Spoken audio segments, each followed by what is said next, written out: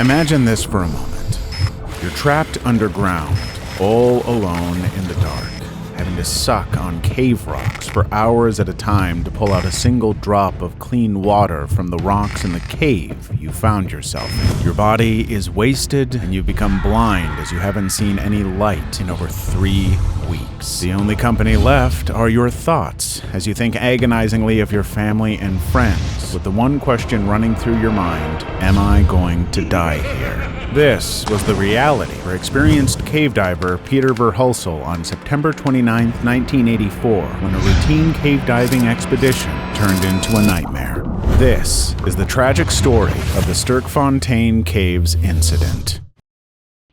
To understand Peter, let's go over what originally motivated his exploration. Sterkfontein Caves is a massive collection of interconnected caverns hidden under the South African veld. Its vastness and intricate design are enough to make even the most experienced explorer shudder with a healthy dose of fear. The Sterkfontein system is over 3.7 miles in total length, with its tunnels snaking deeper than 131 feet into the earth. Think of it as a subterranean city with chambers the size of cathedrals and tunnels tight enough to make you crawl. They branch and splinter like fractures, twisting and turning at seemingly random angles. You could find yourself in a maze of interconnected tunnels, each seemingly identical, each holding the potential to lead you further into the dark unknown. Peter Verhulsel lived for the thrill of the dive. Though an experienced cave explorer, he was described by friends as an adrenaline junkie, always pushing the limits. So when the chance came to be part of the team mapping the treacherous Milner Hall chamber, Peter jumped at it. The 3 divers, Peter, Johan van der Walt, and Johan van Ziel, planned their excursion carefully, with only enough oxygen for 1 hour and a single headlamp for each of them. They would rely on a guideline to navigate the lightless cave system. Their goal was to follow the line to the end of the chamber and back within 60 minutes. The dive began at midday, with each diver having promised to follow the guidelines faithfully, a promise Peter would repeatedly break in the past. At the rear of the group, Peter tried to curb his restless energy as they descended into the cave. He knew the dangers of wandering off on his own, but Peter Verhulsel's nature as an adrenaline junkie and his overconfidence began to take hold. As they ventured deeper into the heart of the Sterkfontein Caves, the Milner Hall chamber's allure was overpowering for Peter. The feeble beam of their solitary headlight cast shadows on the cave's walls, creating a tense atmosphere. The first signs of trouble would begin with Peter's reckless decisions at this early stage of their expedition.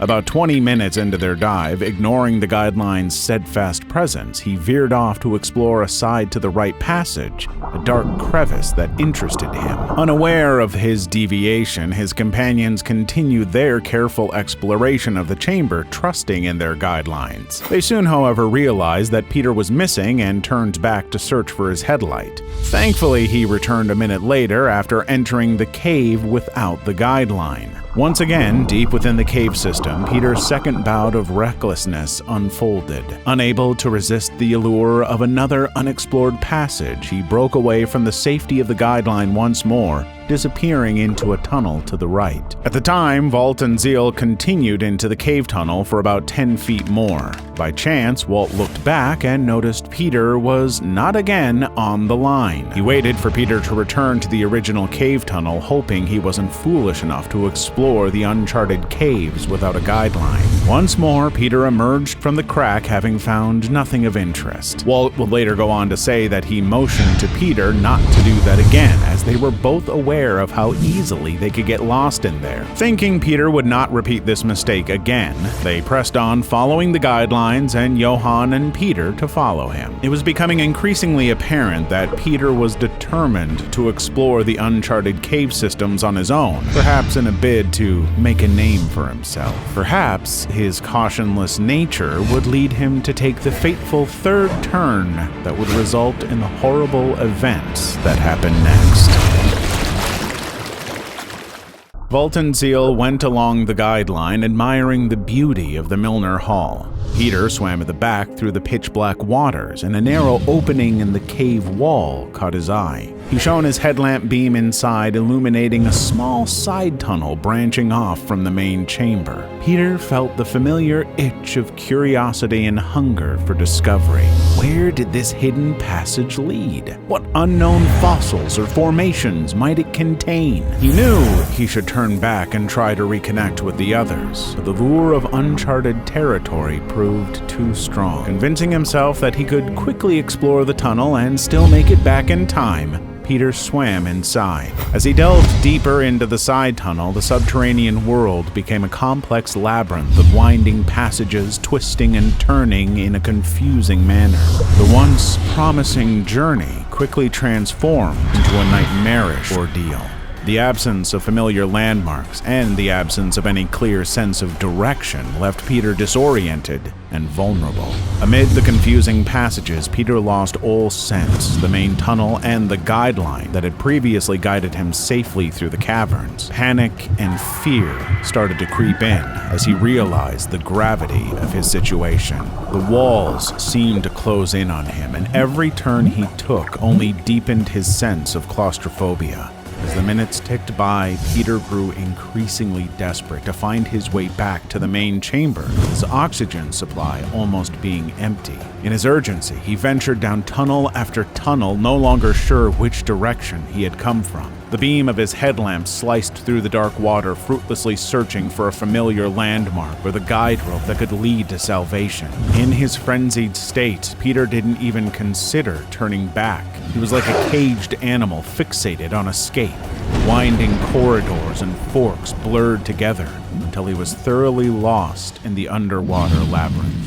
When his watch beeped the 10-minute warning, Peter felt real panic set in. With barely any oxygen left, he ascended toward a faint glow above the surface. Breaking through into a cramped air pocket, Peter gasped for breath. He found himself trapped on a small rocky island and surrounded by water on all sides. There was no way forward or back.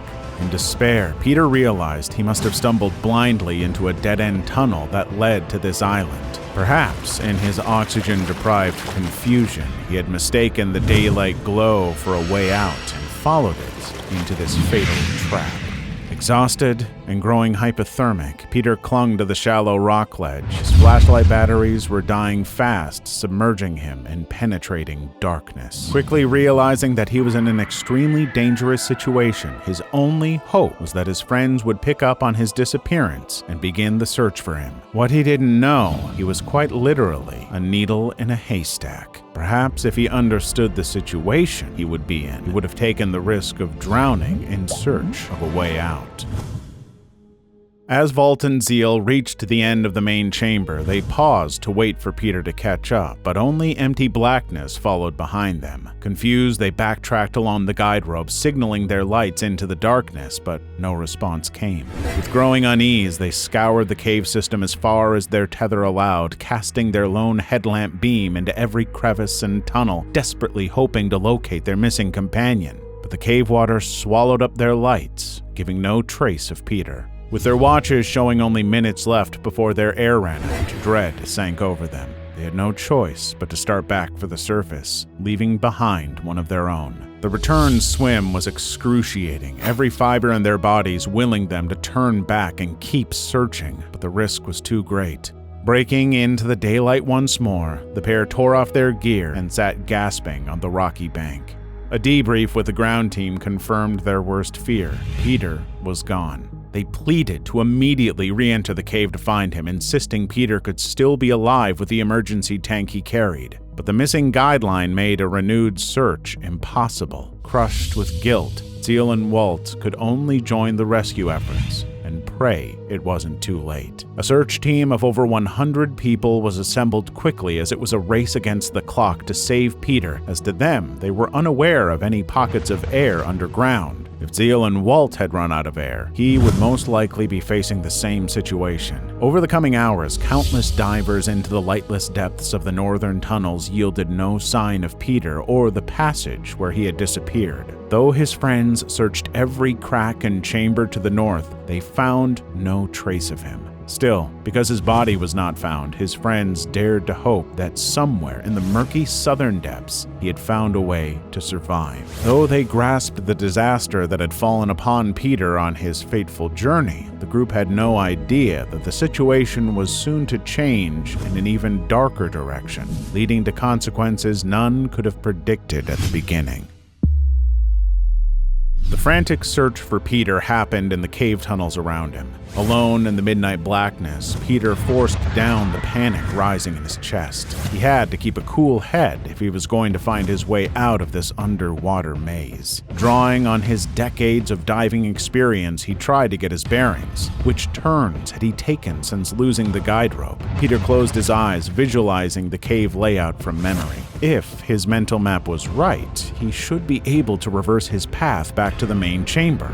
He had to try again. With less than 10 minutes of oxygen remaining, he plunged into the water once more. Kicking slowly to conserve air, Peter navigated the web of tunnels. But the topography seemed different now, each turn unfamiliar. Sediment stirred up by his fins obscured the way ahead in murky clouds. He consulted his diving watch. 7 minutes of air left. Possibly enough time. Peter pushed onward, trusting his instincts to lead him out. When he surfaced in yet another cramped dead end, Peter realized he was only wasting precious air. He paused and regulated his breathing to make his supply last, but his thoughts strayed to Cheryl, his wife, and mother, whether he'd make it home to them. Their faces anchored him. Though hope was fading, he persisted in his search for a way out. He dove into one more tunnel, praying one would open into the grand main chamber and daylight beyond it. But instead, he resurfaced back into the original small island he had discovered. Dwindling oxygen forced Peter to confront the harsh truth. The Sterkfontein labyrinth had sealed him in. His only hope now was to wait for rescue. With barely any food, he faced a daunting reality. He could either try another escape attempt or stay there and literally starve to death. This tired him immensely. He wanted to rest even for a few minutes. He lay his head on the rocks and drifted off to sleep, hoping help would be on its way by the time he awoke. However, his nap turned into a never-ending dream. As days stretched into weeks, hope diminished. Not a single clue emerged despite systematically gridding the labyrinth of tunnels. Peter had vanished without a trace. After 6 and 1 day agonizing weeks, an unrelenting cave system stumbled upon a heartbreaking discovery upon breaking down a cave wall. Peter's body lay emaciated and lifeless in a small grotto just 118 feet from the main passage and just 90 feet away from where the rescuers had searched. In those final, desperate hours, Peter had scratched a heartbreaking last message in the mud with death looming. "I love you, Ma and Cheryl." It was a gut-wrenching end to his weeks-long struggle to survive. It seemed Peter had rationed his scant air supply to the last breath, buying himself precious time. But unable to find a way out, he ultimately succumbed to the cold, hunger, and exhaustion after what is estimated to be 3 weeks. The team gently recovered Peter's remains, bringing him back through the same winding passages that had become his tomb. Though the massive search had ended in tragedy, Peter's love for his family shone like a beacon through the darkness. His adventurous spirit endured within the walls that had constrained but never broken him. However, not all stories have such a grim ending. The Panic in Plains cave incident story has plot twists that not even most experienced cave explorers would expect to happen. See you there.